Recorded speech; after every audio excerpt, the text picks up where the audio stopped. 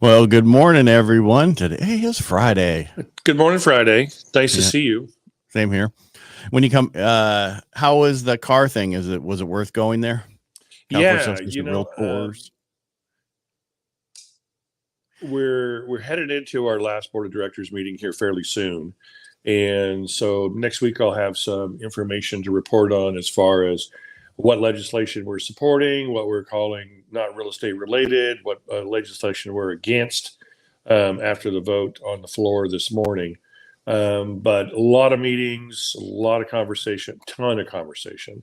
In this changing market, people are still very, very positive down here, but they do realize the market's changing. So it's a time to be cognizant of what's going around you. Make sure you don't pass a bunch of laws that are going to add to the expense of the transaction, and move forward and get re-educated in a new market. So I don't know if you know, there was an article was put out that 80% of buyers polled said it was a bad time to buy. Wow. Yeah. That's 100% of buyers that are 80% of buyers who are wrong. Out of 100%. Right. Yeah. So the issue is they're worried. They don't know what's going on. And everybody's like, you got to get your buyers off the fence. No, what you have to do is educate your buyers. Why is it a good time to buy? Because people at cash are coming in right now and buying stuff up. But here's the thing. They're not worried about real estate. They're worried about employment. They're worried about inflation. They're worried about all this extemporaneous stuff. Right. Am I going to be employed? Because now cutbacks are starting to happen during disinflation as we move into a recessionary period. Right. All this extemporaneous stuff is going on, and they're like, I don't want to buy a house if I'm not going to be employed, right? Right, but if you're renting, they could kick you out. Exactly. So if you own the home, FHA and VA, they'll work with you. They won't kick you out. FHA has a partial pay where they can put up to 12 months of payments into the loan, and when you refinance later or sell it, you pay it back. There's ways to stay in. It's the conventionals that don't have the protection. The government loans have the protection. Right. So you're better off owning. What's the moral of the story?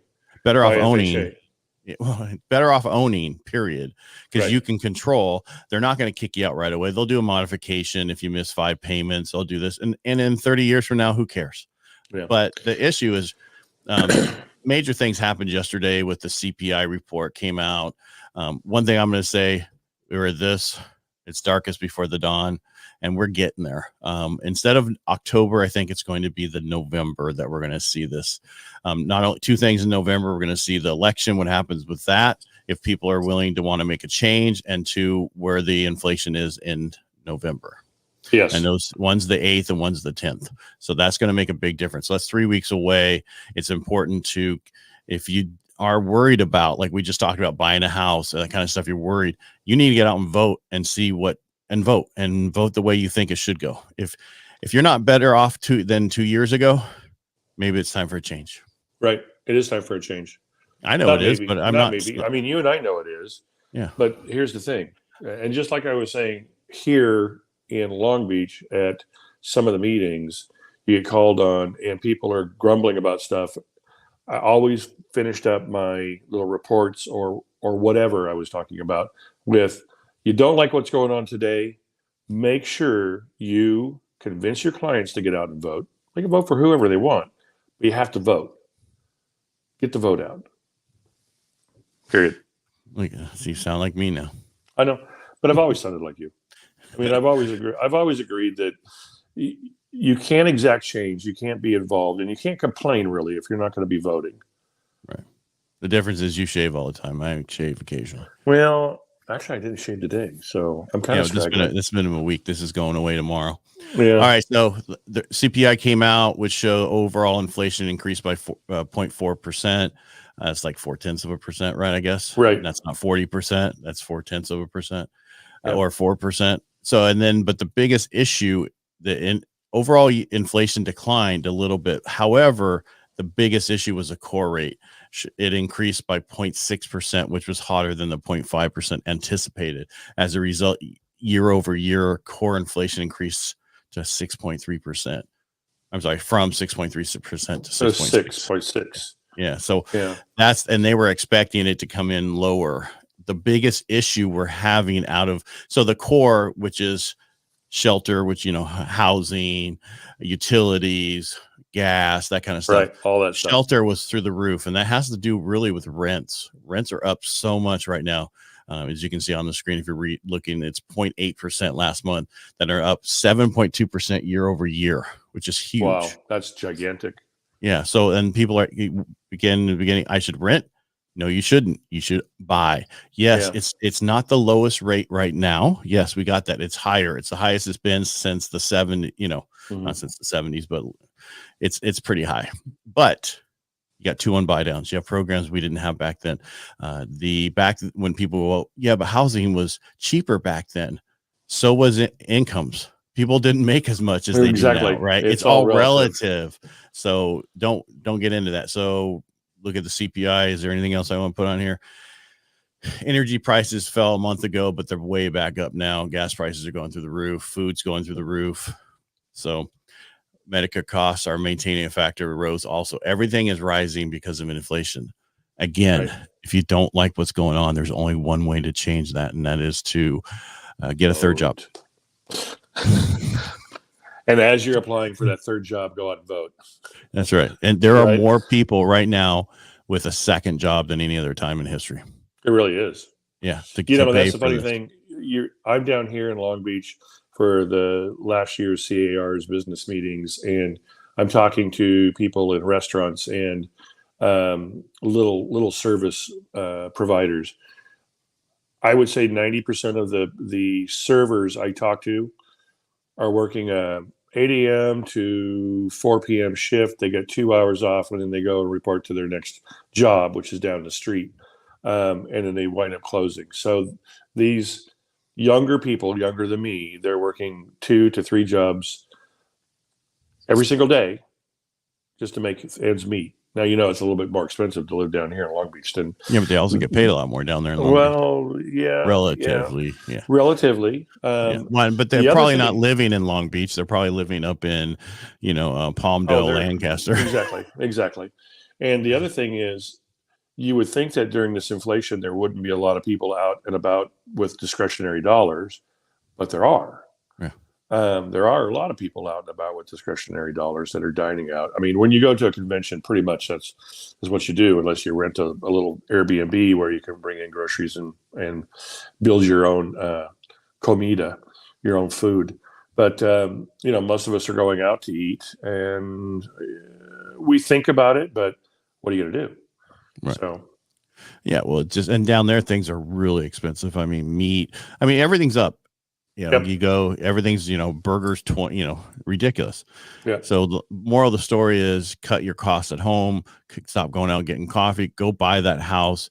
Because the one thing is that number will stay the same going forward until you refinance. Yeah, exactly. So exactly. They actually showed on Fox News yesterday some people in buying homes, first-time home buyers. First-time home buyers are up 43%. I'm like going, that's easy because there's hardly anybody. So, they're going to be increased anyway. And they can get their offer accepted. They can get money for closing costs, get money to buy down the rate, get money for their 2-1 buy down. There's so much they can get right now that they have not been able to get any other time. Right. So, but people are worried, and you just have to get them through that and educate them. Right. That's the whole thing. Right. Educate them. Ed. Oh, I see what you did there. The educated. You made a pun. The educated choice. I think we need to microcate him. That's a topic that's down here. We've got a little over. I think there's about 50. Well, during the expo, there was about 6,600 realtors down here at the convention center. But the board of directors, there's close to 1,000, maybe 1,100. There's still a lot of people that stay home on their Zooms for one reason or another, and attend the meetings via Zoom. But the main theme that's going through the week is educate your real estate agents, your realtors, on how to evolve with the changing market, and then educate your buyers and sellers as to what this market presents and where people can sell at still a very good price and buyers can buy with very less competition and probably get some concessions. So buy now. Yeah. I mean, it's the right, but you also have to remember I would say probably, and I could be wrong. Would you say 60% of the agents are newer and never seen a high interest rate market? Oh my God, maybe even higher. I'm talking to some of these, I call them kids because I'm so hecka old, but I'm talking to these young kids that have been in the market, been in the business for anywhere from 3 to 5 years, and they don't understand it at all. They've never seen interest rates higher than maybe 4.5% in the last 4 or 5 years, and they've never seen where you can put a home on the market and it takes more than 12 days for it to sell. They're just like, this is freaky. No, this is normal. Right. This is what you have to get through, because everything I'm hearing, once we get through this, that's why I said it's the dawn, it's the darkest before the dawn, we're going to have, once we get through this 12 months of ridiculous growth in the stock market, we're going to have the same thing in the housing market. Things are churning around. Right. It's just getting through that. And that, I still think we originally said October, but I kind of felt it wouldn't make a difference until the election happened, because people are really worried, because they're worried if it doesn't change, they're not going to be any better off. And I agree. I think if it changes like we expect it to change, because so many people are so upset with the current regime, you're going to see a new day. You're going to see people breathing a little sigh of relief and saying, okay, there's change on the forefront and we can get through this. Let's start planning forward, because everybody wants to be a homeowner just about. Yeah. Right. It's the only way to be, because if you don't get it now, in 5 to 10 years from now, forget it. I mean, in California, it's going to be 70% of people renters. And that's why everybody else who isn't first-time home buyer, they're buying multiple rentals. I got more people looking to buy rentals right now than any other time, because they're going, man, these people aren't going to be able to afford. So I'm going to go in. People are buying up cash, using money from other things, and then eventually they'll refinance and take that cash back out. But I have people I didn't even think about. Yeah, I have people reaching out to me that I didn't even think about. We're into that, thinking that. And so it's just huge. And when we're talking change, you need a check and balance in your government. We don't have that right now. We have a run stuff through, whether it's good or bad. It just runs it through. Just run their agenda. Yeah, it's the check and balances. That's what we're talking about. We're not trying to get extremely political, but we just know, we talk to people all the time, and this is what's said. So. Yep. Absolutely the truth, my friend. All right, sir. Well, thanks for being back here this morning, and you'll be back. Yeah, I'm glad to be here. I got to run over to the BOD. That's called the Board of Directors, and vote my heart to help my constituents. I thought you were going to say you left your heart in San Francisco. No, I'm in Long Beach. That's why you left your heart up there. Exactly. Hey, the weather down here, I did tell you yesterday, this morning. No, not this morning, yesterday. Or just the weather's been good. Come on, rub it in. That hasn't been good. I mean, it's not been bad. It's not been horrible. It's gray. The last few days were blue, but today is gray, but the temperature's fine. But the thunderstorms, lightning and thunder, and in fact, I think I saw one lightning rod hit like the pond next to the hotel that I'm staying in. And then immediately you hear the thunder or feel the thunder. It's been crazy, but it's also been very cool. I love it. And we haven't had none of that. No, we're sunny. No, 90s, you guys are sunny 89, 90s, right? Yeah, it's going to go lower this next week, which is good. And then we'll finalize our pool this next week. Yay! Then we'll be able. Yeah, that's what I'm thinking. I'm thinking maybe I can come home on Saturday and jump in the pool and float around a little bit. You can. Relax. It's just going to be a little bit cooler. It's okay. I'm old. It's all relative. You'll get used to it. Yeah, if I have a heart attack, my dog will drag me out. That's right. All right. All right. Thanks, everybody. And have Friday. A good weekend. Get out there, look and shop for your home. If you at least check to see what you can do. Exactly. And this weekend we're talking with Sheriff Dirksey. Correct. And in the pre-interview we did with him, he's going to talk about the border, and I'm thinking we're going to drop some stuff that you are not going to hear anywhere else, and you really want to listen to it this weekend. Yes, and if you can't catch it this weekend, you always can grab it on the podcast or YouTube on Monday.